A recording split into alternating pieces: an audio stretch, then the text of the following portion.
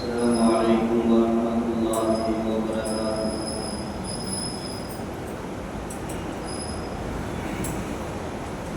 الحمد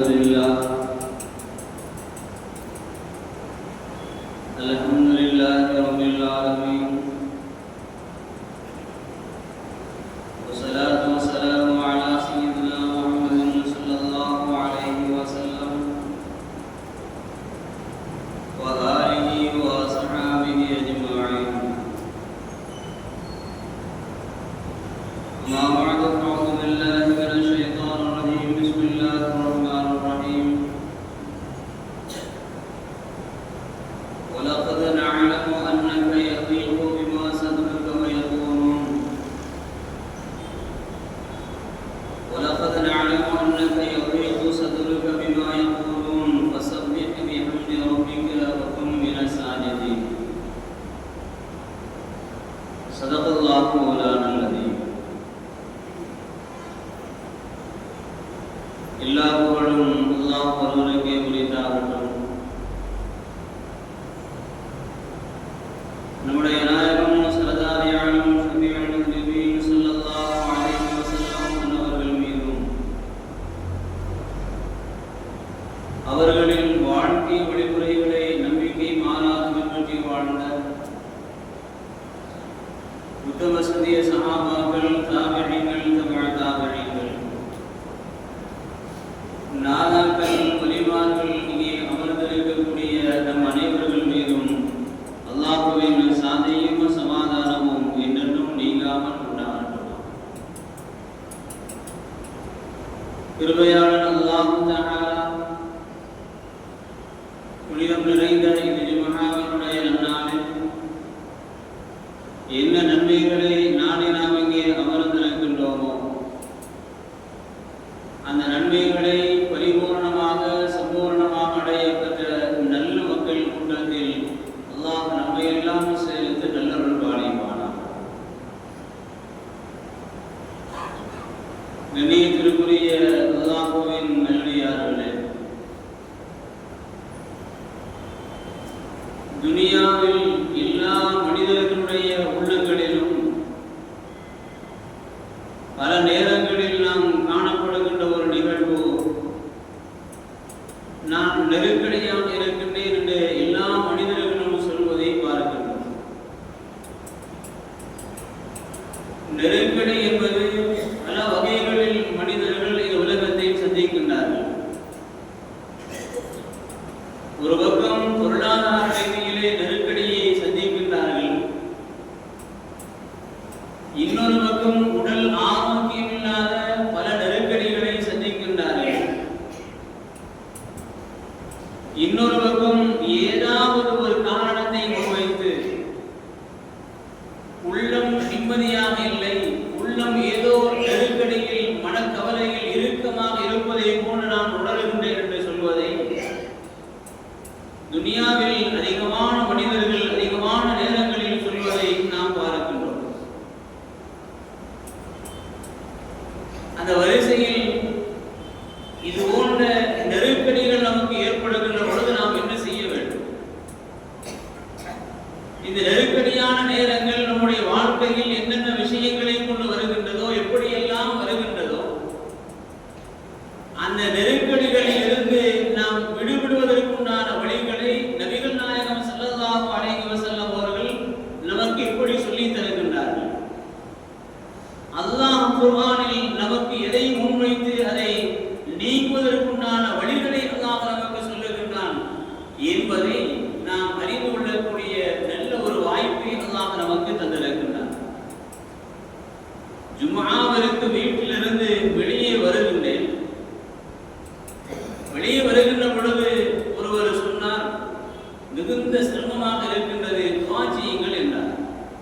ஒரு 3 நிமிடங்களுக்குள்ள வீட்டிலிருந்து பள்ளிக்கு ஒரு 10 எட்டுகள் வைத்தால் வந்து விடலாம். அந்த 3 எட்டுகளுக்குள்ளால், அந்த 10 எட்டுகளுக்குள்ளால், அந்த 3 நிமிடங்களில் ஒரு சின்ன ஒரு செய்தி நமக்கு கிடைக்கின்றது. மிகுந்த மன வருத்தத்தில் அவர் சொல்லுகின்றார், மிகுந்த கஷ்டத்தில் நான் இருக்கின்றேன், என்ன சிரமம் சொல்லுங்கள் என்று நடந்து கொண்டே நான் கேட்டுக்கொண்டே வருகின்றேன். அவர் சொன்னார்,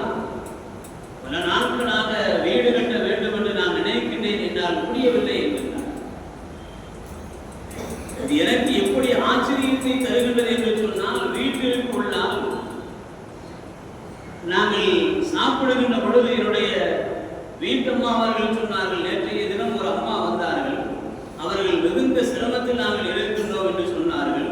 சொல்லிவிட்டு அல்லாஹ்விடத்தில் நான் கேட்கின்றேன், தரவில்லை, அல்லாஹ் தரமாட்டேன் என்கின்றார் என்று வருத்தப்பட்டவர்கள் சொல்லிக் கொண்டு எப்படியாவது ஒரு வீட்டை கட்டிவிட வேண்டும் என்று நாங்கள் ஆசைப்படுகின்றோம், முடியவில்லை என்று அவர்கள் வருத்தப்பட்டு சொன்னார்கள் என்று அவர்களை சொல்லி முடித்து வீட்டிலிருந்து வெளியே வருவதற்குள்ளால் இந்த மனிதன் இப்படி துஆ செய்ய சொல்லுங்க.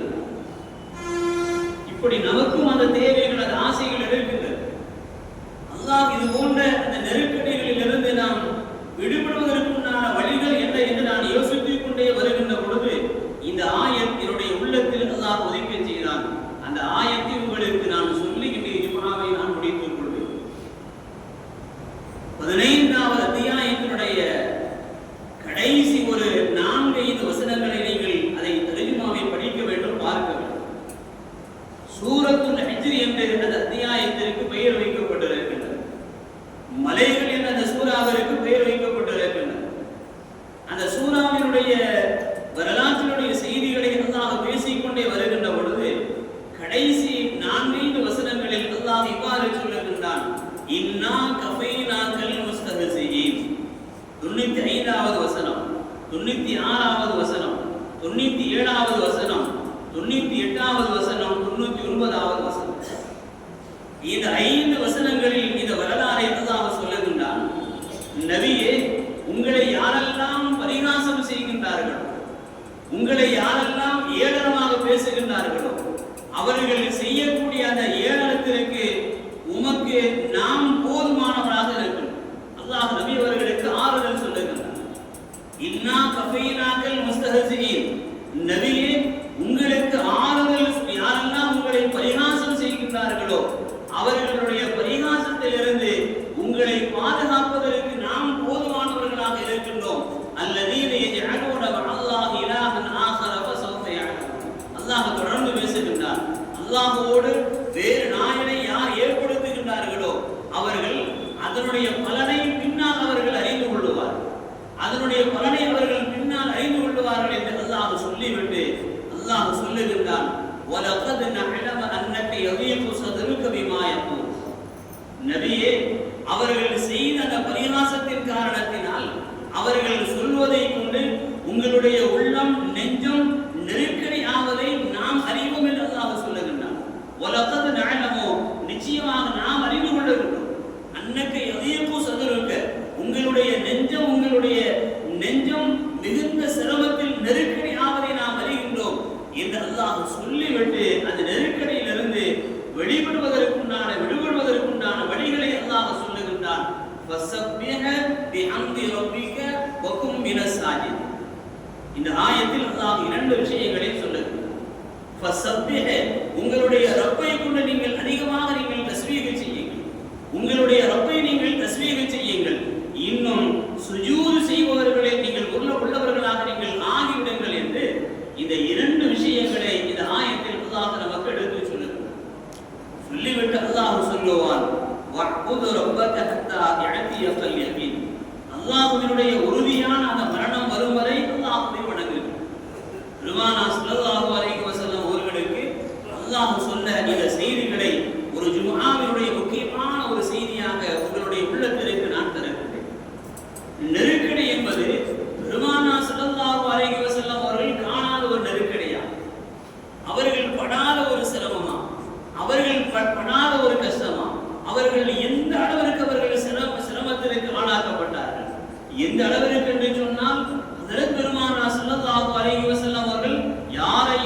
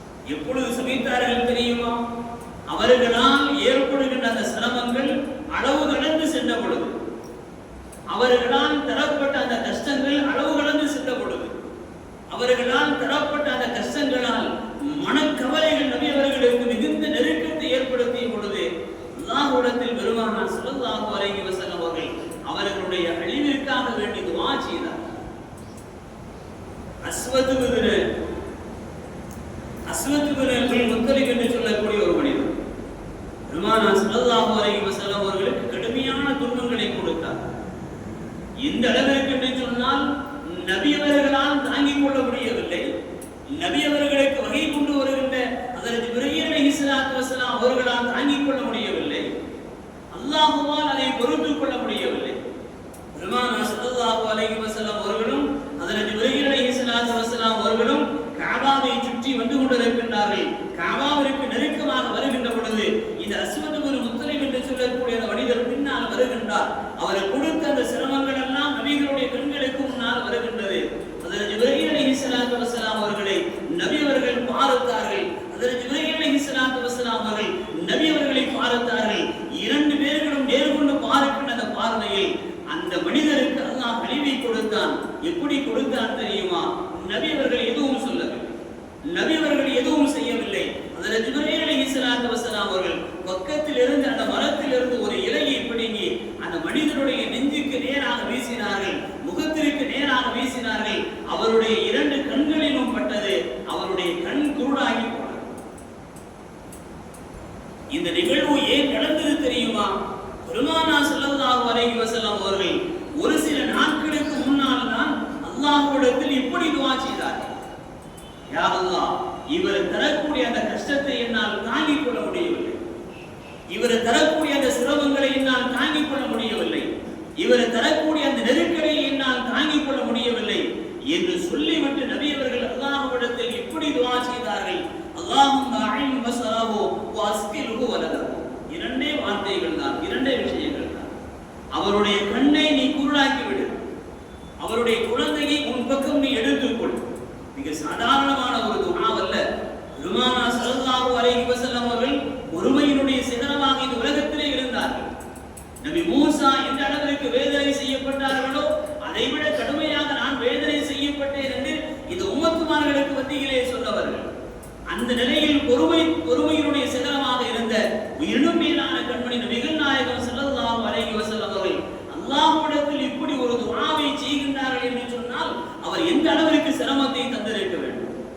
அல்லாஹும்ம அஇன் பஸரஹு, அவருடைய கண்ணனை நீ குருடாக்கி விடு, வஸ்கில்ஹு வலதஹு, அவருடைய குழந்தையை உன்பக்கம் நீ உயர்த்திக்கொள், நீ எடுத்துக்கொள், அந்த குழந்தைக்கு மரணத்தை கொடுத்து விடு என்று பெருமானார் ஸல்லல்லாஹு அலைஹி வஸல்லம் அவர்கள் துஆ செய்வார்களேயானால் அவர் எந்த அளவிற்கு சிரமத்தை தந்திருக்க வேண்டும். அந்த நேரத்தில் தான் பெருமானார் ஸல்லல்லாஹு அலைஹி வஸல்லம் அவர்களுக்கு ஆறுதல் தருகின்ற வகையிலே யாரெல்லாம் நபி அவர்களுக்கு சிரமத்தை கொடுத்தார்களோ, யாரெல்லாம் நபி அவர்களுக்கு சிரமத்தை கொடுத்தார்களோ அந்த 5 பேர்களையும் ஒரே நாளில் அல்லாஹ் மரணிக்க செய்தான். அது வேறு ஒரு வரலாறு, நீண்ட ஒரு வரலாறு.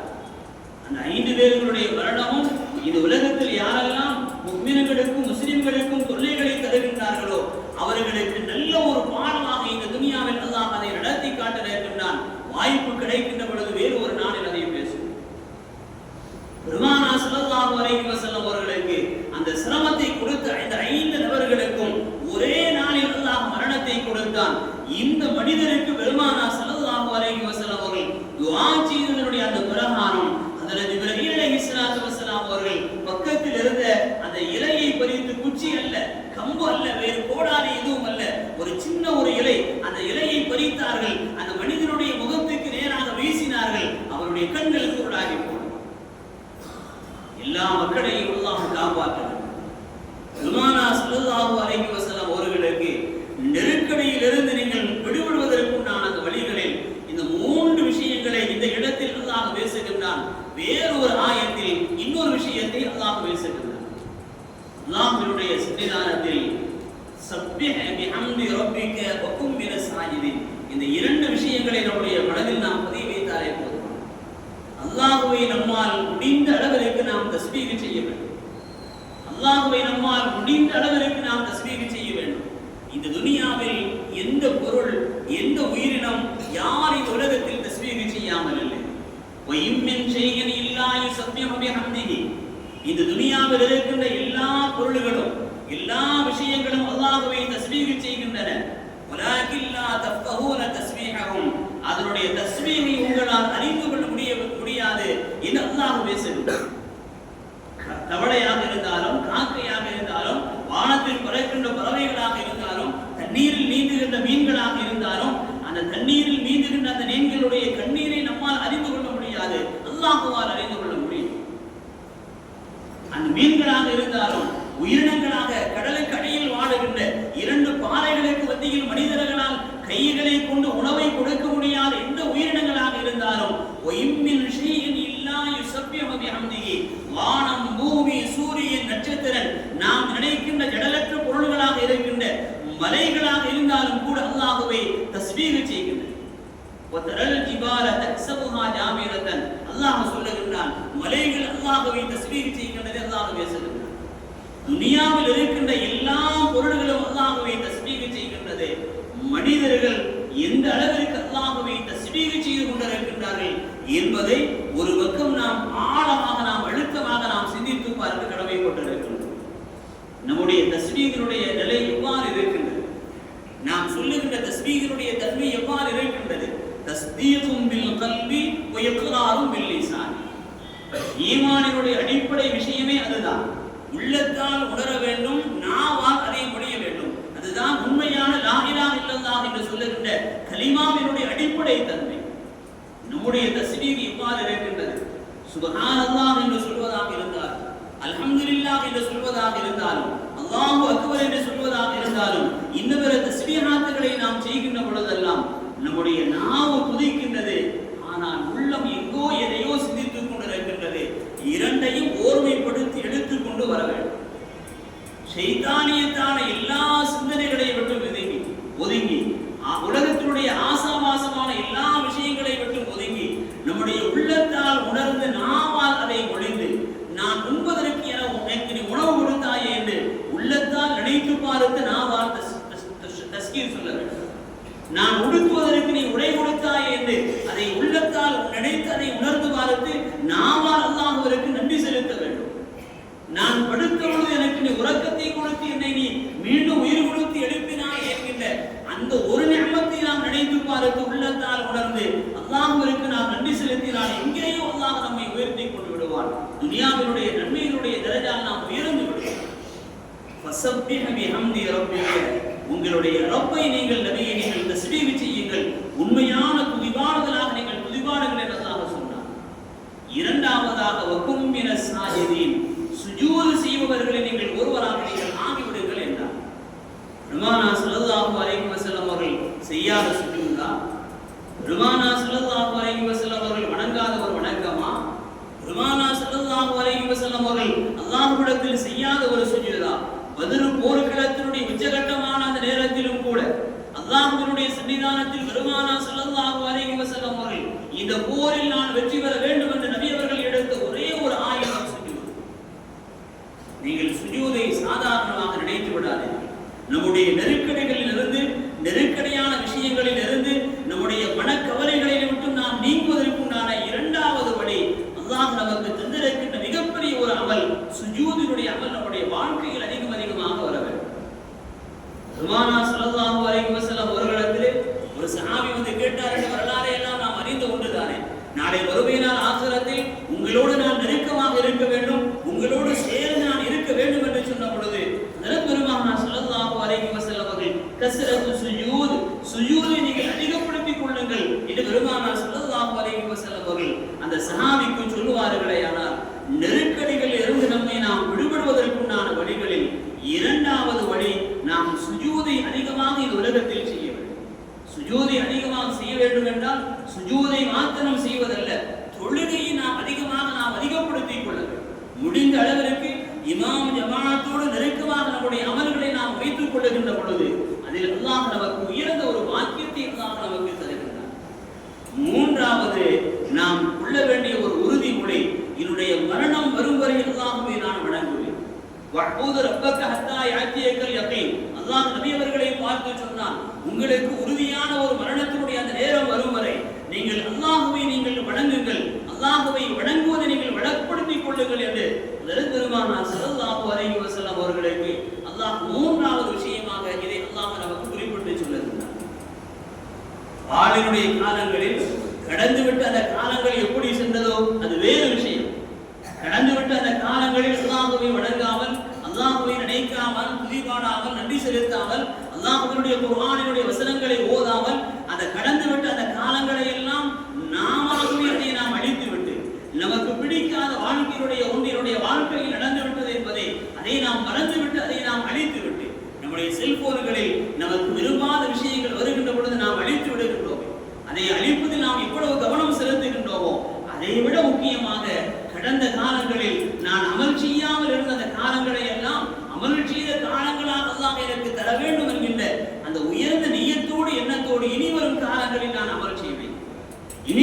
காலங்களில் அல்லாஹ்வை வணங்குவேன், இனி வரும் காலங்களில் அல்லாஹ்வை தஸ்பீஹ் செய்வேன், இனி வரும் காலங்களில் அதிகமாக நான் சுஜூத் செய்வேன் என்கின்ற அந்த உயர்ந்த நெய்யத்தோடு, அந்த உயர்ந்த எண்ணத்தோடு அல்லாஹ்வை வணங்குவேன் என்கின்ற அந்த உயர்ந்த ஒரு எண்ணம் உறுதி அந்த உடன்படிக்கை நம்முடைய வாழ்க்கையில் வந்து விடுமையானால் நெருக்கடிகளிலிருந்து விடுபடுவதற்குண்டான வழிகளில் மூன்றாவது வழியாக அல்லாஹ் நமக்கு உணர்த்தி சொல்லுகின்றான்.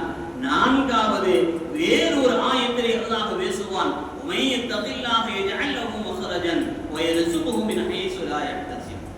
யார் அல்லாஹ்வை பயப்படுகின்றார்களோ, யார் அல்லாஹ்வை அஞ்சுகின்றார்களோ,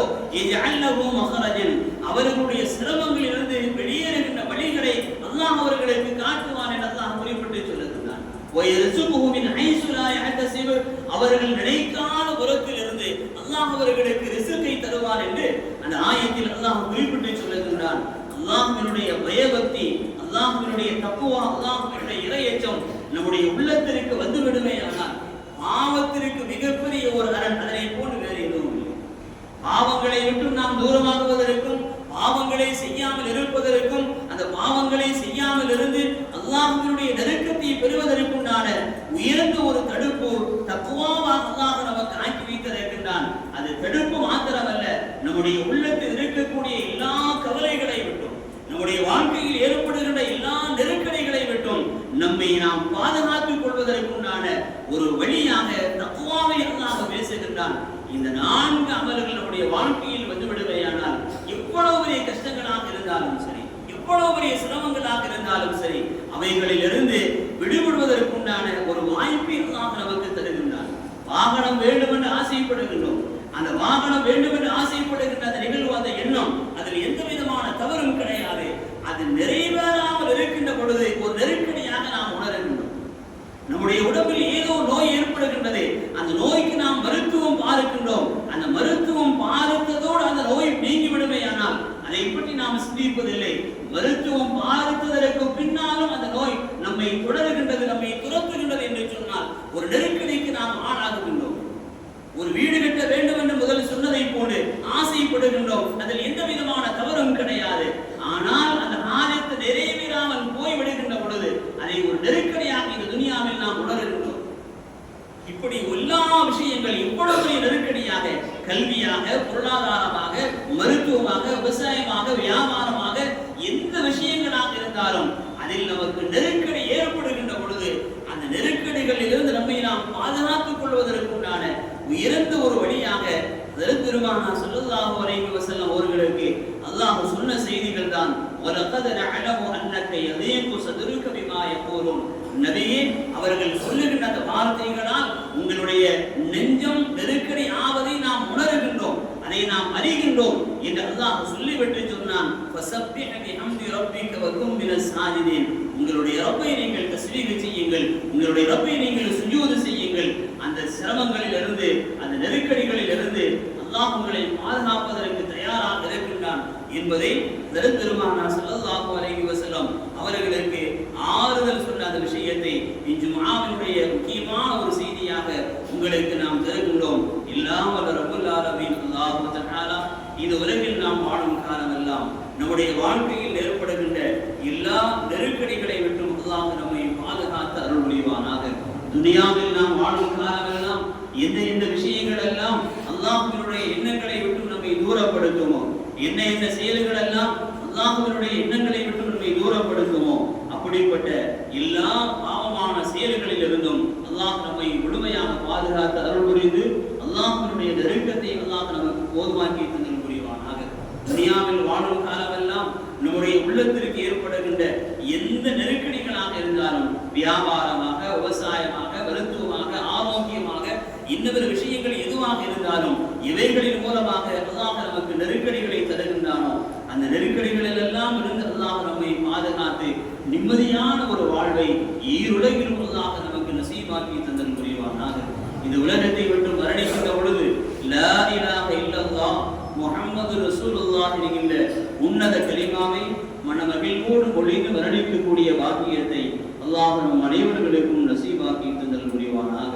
நாளை மறுமையினால் ஆசிரத்தினுடைய அனைத்து அதாபுகள் வேதனைகளை விட்டும் அல்லாஹ் நம்மை பாதுகாத்து ஜன்னத்துல் ஃபிர்தௌஸ் என்கின்ற சுவர்க்கத்தை அடையக்கூடிய பாக்கியத்தை அல்லாஹ் நமக்கும் நம்முடைய பெற்றோர்களுக்கும் நம்முடைய ஆசிரியர் பெருமக்களுக்கும் நம்முடைய குடும்பத்தார்களுக்கும் நம்முடைய வாரிசுகளுக்கும் எல்லா மக்களுக்கும் அல்லாஹ் நசீமாக்கி தந்தல் புரிவானாக. வாஹிர் தஅவானா